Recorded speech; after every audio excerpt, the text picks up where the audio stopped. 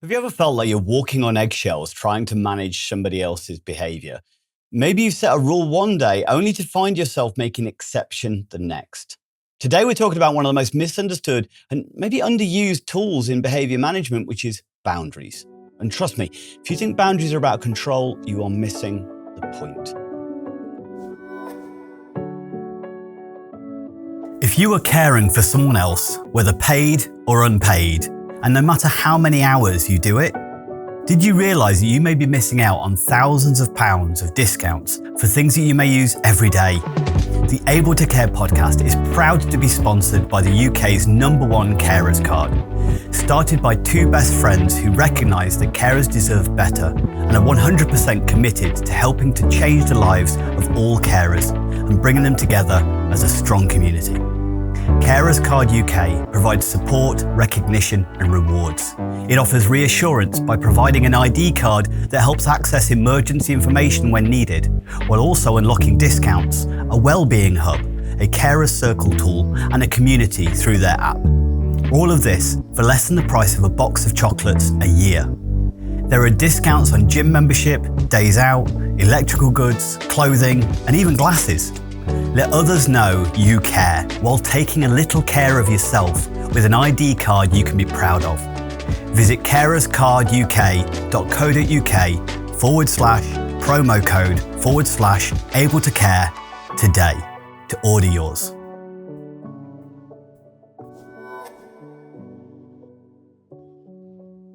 Hello and welcome to the Able to Care podcast. I'm your host, Andy Baker, and today we're going to be talking about boundaries. Now, I hear more than ever people talking about boundaries, and I think there's an increased recognition of the importance in boundaries in relationships. We teach courses for able training around professional boundaries, for instance, but it's something I've always been aware of because I think it's one of the things I was raised within a customer service environment, and boundaries are a big important part of that. One of the things in customer service is the boundary that you will only see my professional self, not my personal or private self. So no matter what has happened at home or before I arrived at work, as soon as I step behind that counter, I'm stepping onto stage.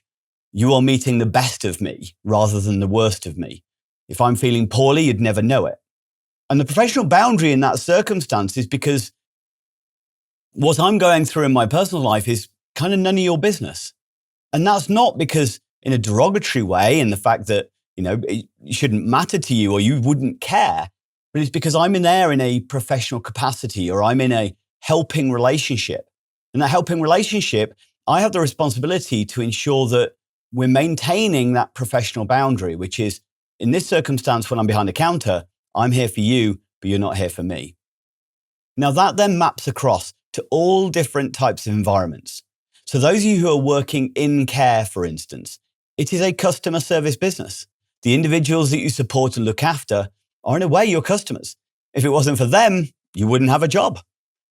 But not meaning that the customer's always right, which is a false statement anyway, but it's about understanding that professional relationship. So as I get to the door to the care home, whatever my problems are, whatever my stress is, whatever my difficulties, no matter whether I'm ill or tired or got financial troubles or whatever it is, as soon as I walk through that door, it's showtime. Now that can be hard work. And it's always really important that you take those moments to step back, step away, and give yourself a break to allow to just drop the mask for a second, take a deep breath and carry on. But it is also important that we're not making our problems other people's. I think I've spoken before in other podcasts about what we call the Batari's box, that my attitude affects my behavior, which affects your attitude, affects your behavior, which affects my attitude, affects my behavior. And that becomes an ongoing spiral that can either be positive or negative. But as a professional, it's my responsibility to prevent my attitude impacting on my behavior because I'm the one that's going to lead to that situation.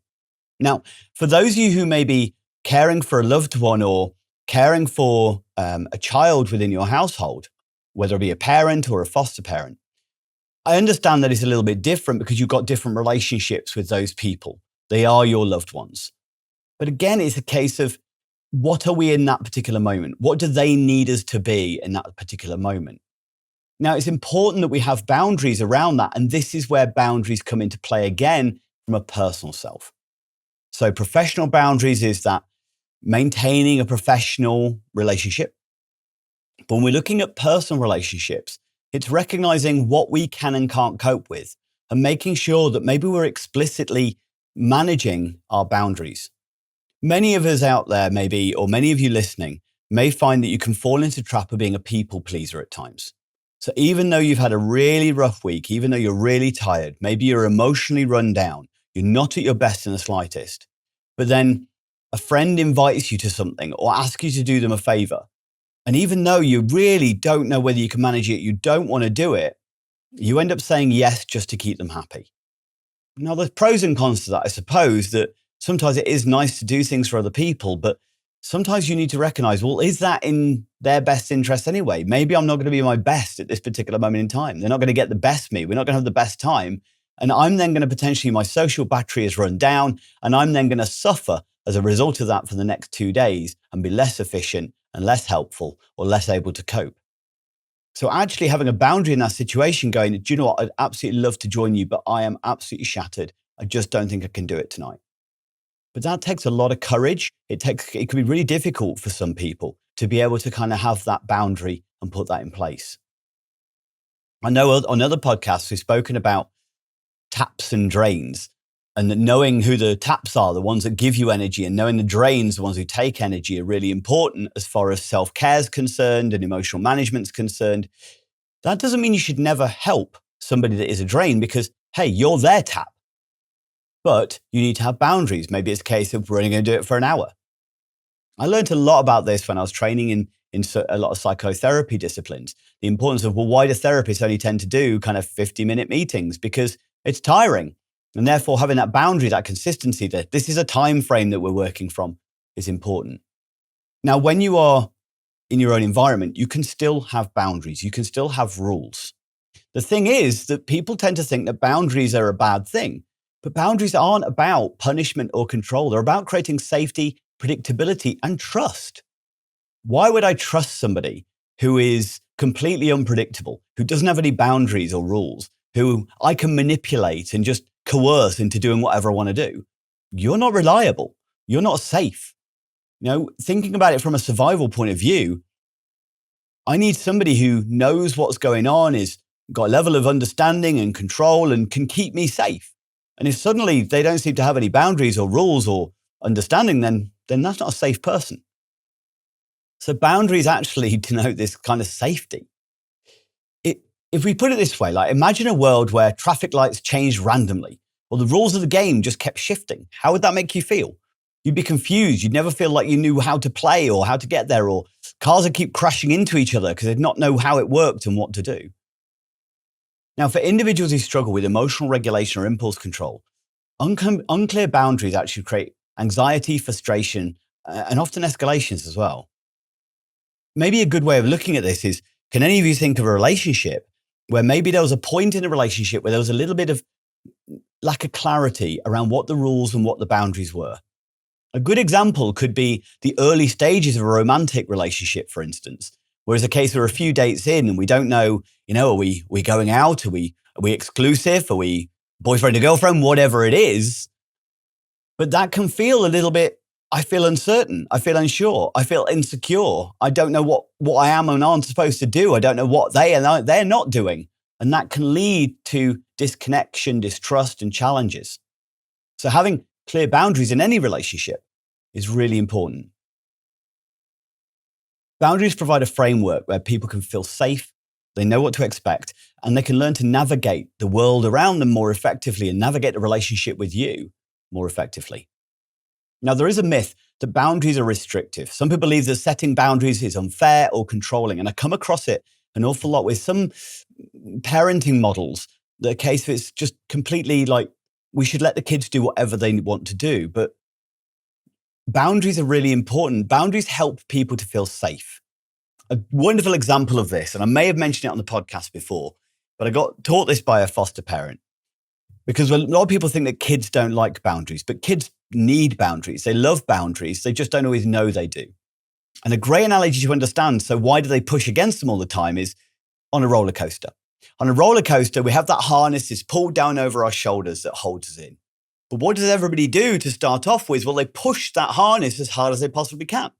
So they're pushing that boundary. That doesn't mean they don't like the harness. That means they just need to check whether it's safe. They just need to check how it works. They just need to check whether it's going to hold them and how supportive it is. So that doesn't mean you don't like the harness. In fact, you really like the harness.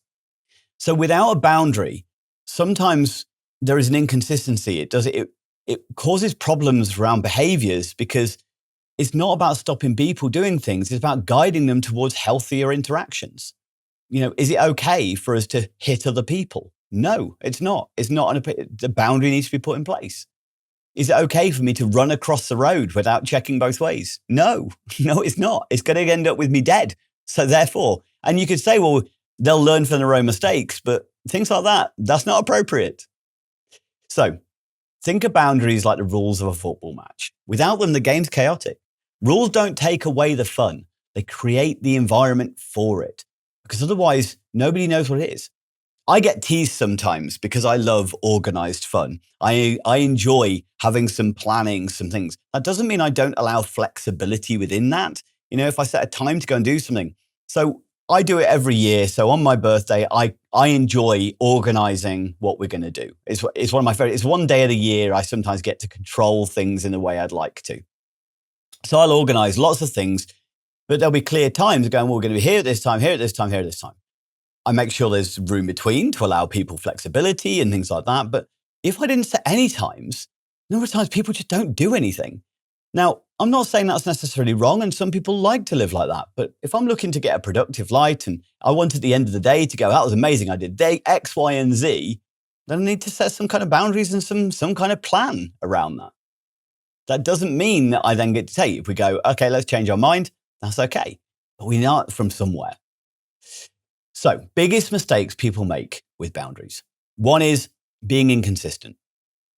No means no, except when I'm too tired to enforce it. Okay? If boundaries shift, the person will test them repeatedly to figure out where they actually stand. Is that a boundary? It sometimes is, sometimes isn't.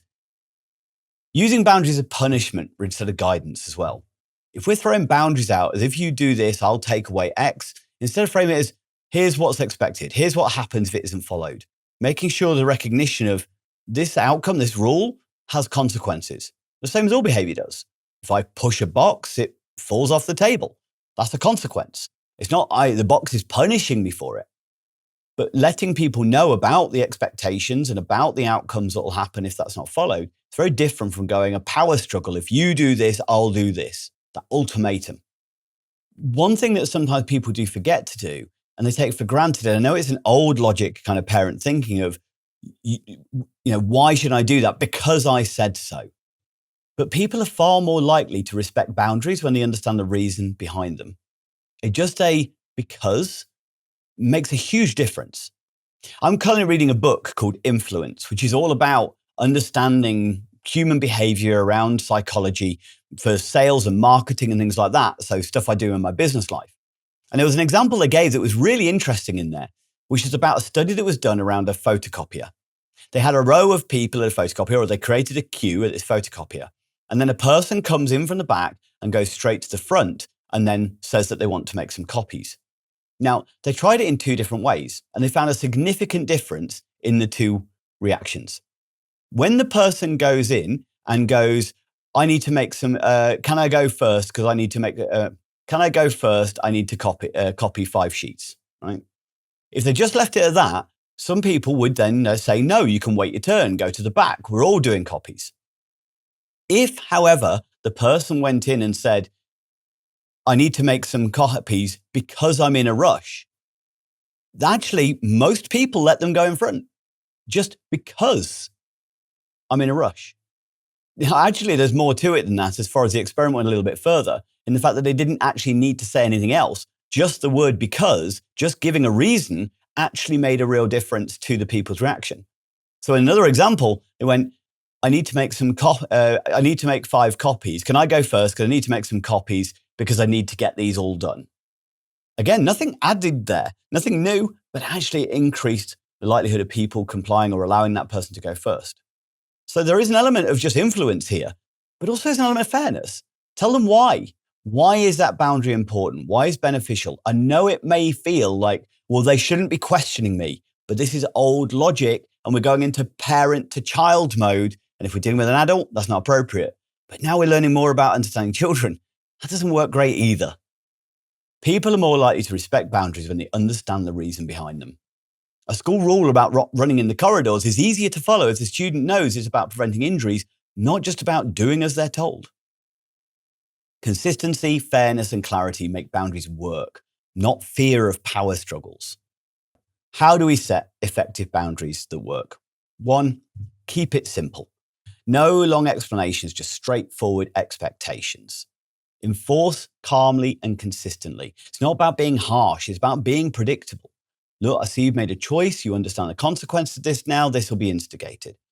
If they react negatively to that, going, that's not fair, or I don't agree, or whatever, just understand it's hard sometimes to understand boundaries or to manage them, or we may make mistakes. And they may just be shame shielding themselves away from feeling that, hey, I've made a mistake and I can't allow myself to feel bad about myself, so I need to blame somebody. Just empathize with it, but that doesn't mean we then shift the boundaries. Use when, then statements instead of threats. Encourage choices and responsibility rather than saying you must. If you don't, just, hey, when you've done this, then we'll do this.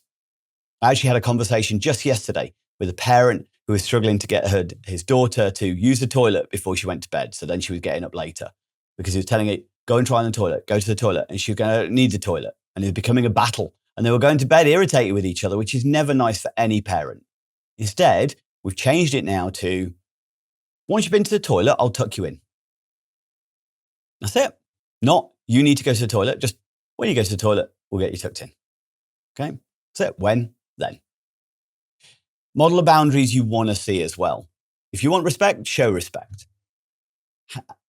So much as far as electronics is a prime example.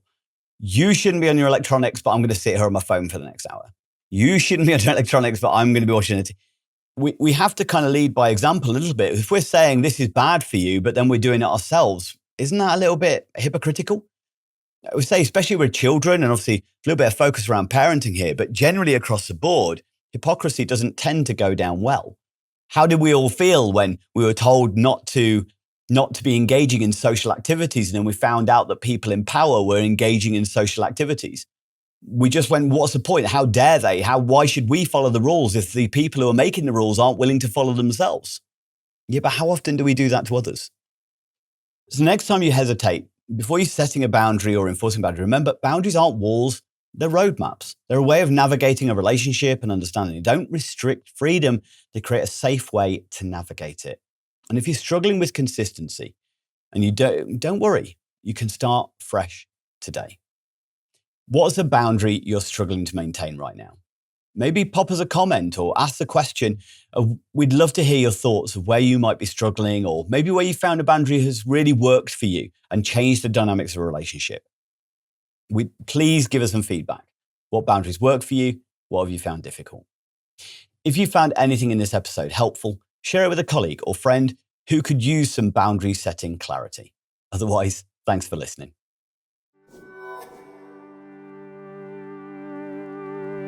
Let me ask you a question. Do you ever find the pressures of supporting, teaching, or caring for someone else overwhelming and wish you had access to more support and information? The Able to Care podcast, in connection with Able Training, has created the ablehub.uk, where for less than the price of a coffee a week, you can access exclusive podcast content, resources, events, and over 45 certified online courses, covering topics like self-care, understanding dementia, neurodiversity, first aid, conflict management, financial advice, and so much more, with new content and courses being added each month. We are so confident that you will benefit from the Able Hub that we are offering 14 days access completely free of charge. No contract, cancel anytime. Become part of the ablehub.uk community and gain the support, knowledge, and resources you deserve. Don't struggle alone. Be able. Find the link in the description.